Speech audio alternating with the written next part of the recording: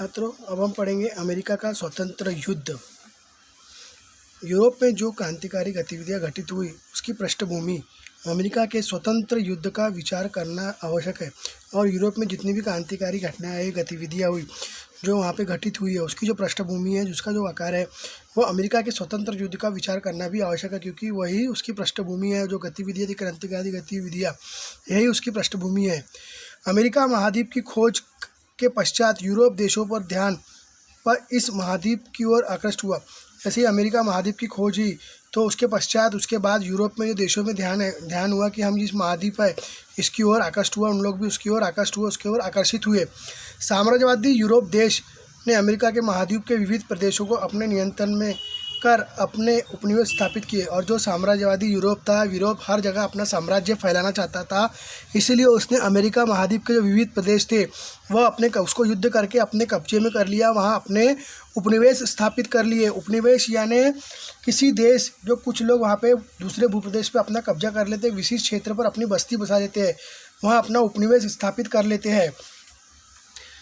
प्रारंभ में इंग्लैंड का इन उपनिवेश पर कहने के लिए वर्चस्व था, और प्रारंभ में इंग्लैंड का इनका कहने पे कि हमारा उपनिवेश है, ये हमारा वर्चस्व है, इनका सिर्फ कहना ही था।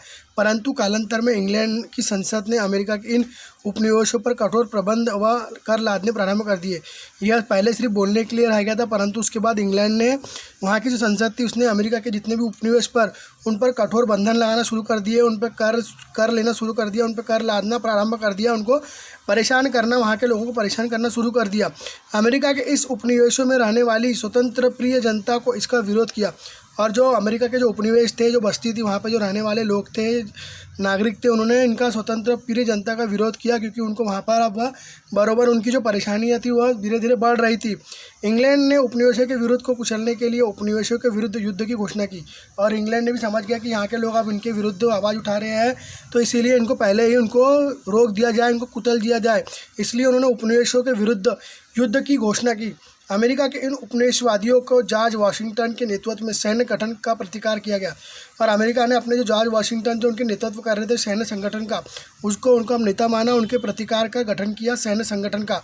अतः उपनिवेशों की सेना की विजय हुई और अमेरिका की जो उपनिवेशों की सेना थी वो जीत गए। यह घटना अमेरिका का स्वतंत्र युद्ध के रूप में जानी जाती है, और यह घटना जो अमेरिका का जो स्वतंत्र युद्ध है इसमें भी यह जानी जाती है, महत्वपूर्ण है। इसी में से एक नया देश संयुक्त राज्य अमेरिका संघराज्य का उदय हुआ, और उसके बाद उन्होंने एक नया राष्ट्र संगठन बनाया, संयुक्त राज्य अमेरिका संघराज्य का उदय हुआ, जिसमें शासन प्रणाली, लिखित संविधान और लोकतांत्रिक व्यवस्था को स्थान दिया गया। जिसमें जो लिखित शासन था, लिखित संविधान था, उनको उन्होंने महत्व दिया गया, लोकतांत्रिक व्यवस्था को महत्व दिया गया।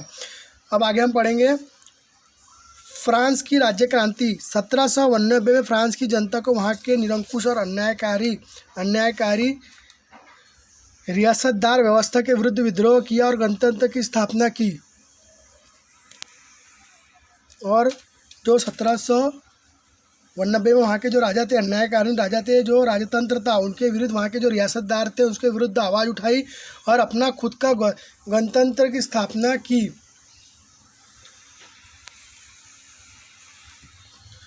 फ्रांस की राज्य क्रांति, यह घटना फ्रांस की राज्य क्रांति के रूप में जानी जाती है, और उन्होंने जब लोगों ने वहाँ की आवाज़ उठाई इसके विरुद्ध, निरंकुश अन्यायकारी राजा के विरुद्ध, रियासतदार व्यवस्था के कारण, तो यह घटना जो फ्रांस की राज्य क्रांति के रूप में भी जानी जाती है। फ्रांस राज्य क्रांति विश्व के स्वतंत्र, समता और बंधुत्व जैसे मूल्यों की देन है। और जो फ्रांस की जो राज्य क्रांति है, ये विश्व में वहाँ की स्वतंत्रता है, समानता है, बंधुता, एक जैसे मिलकर रहना चाहिए, ये मूल्यों की देन मानी जाती है। विश्व के इतिहास में जो राज्य क्रांतिकारी हुई उनमें अमेरिका का स्वतंत्र युद्ध और फ्रांस की राज्य क्रांति विशेष महत्वपूर्ण स्थान प्राप्त करती है।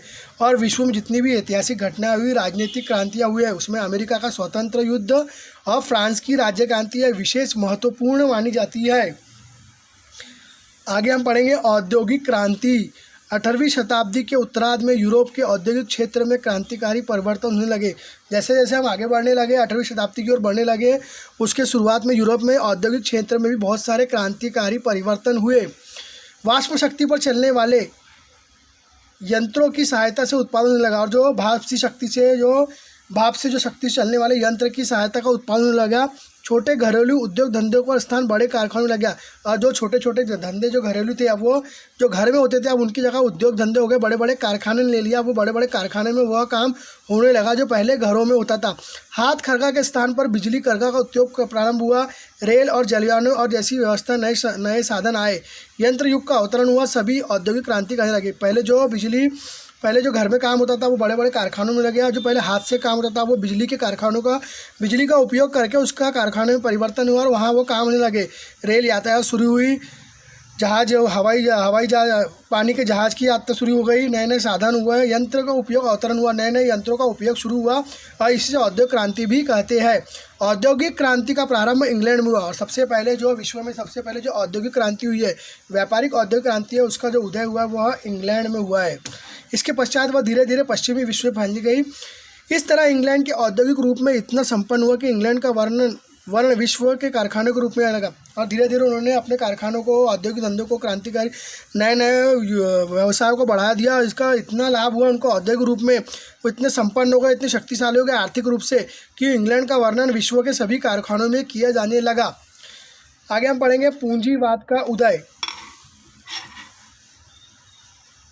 नए समुद्री मार्गों की खोज हुई और इसके पश्चात यूरोप और एशिया महाद्वीप के देशों के बीच व्यापार का नया युग प्रारंभ हुआ। धीरे धीरे नए समुद्री मार्गों का खोज हुआ, जिसके कारण उनको यातायात करने के लिए, व्यापार करने के लिए यातायात के साधन था, उसकी जो आवश्यकता थी वह पूरी होने लगी। समुद्री मार्ग से पूर्वी देशों के साथ व्यापार करने के लिए व्यापारी आगे आए, परंतु अकेले व्यापारी के लिए जहाज द्वारा विदेश का माल लेना संभव नहीं था। और जो जहाज़ों से माल आना जाना था वह एक अकेले व्यापारी के लिए संभव नहीं था, क्योंकि खर्चा बहुत होता था, जिसके कारण वह उनको पुराता नहीं था।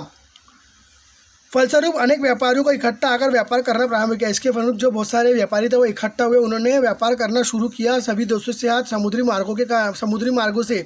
इसी में यह संभाग पूंजी वाली कई व्यापारिक कंपनियों का उदय हुआ। इसी कारण जो बहुत सारे देशों का जो पूंजीवादी, जो पैसे वाले देश थे, उनका उदय हुआ, जो शक्तिशाली बने।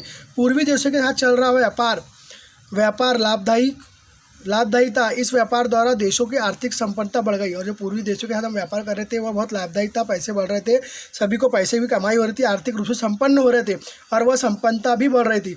परिणाम स्वरूप यूरोप के शासन व्यापारिक कंपनियों को सैनिक शरण की व्यापारिक सुविधा देने लगी। और इसी कारण जब उनका व्यापार अच्छा होने लगा तो यूरोप की जो कंपनियां थी वह उनको सैनिक संरक्षण देने लगी, ताकि उनका माल लूटपाट ना हो, कोई तकलीफ ना हो। इसके कारण उनको सैनिक संरक्षण भी देने लगी। इस व्यापार के फलस्वरूप यूरोपी जो देश थे उनका जो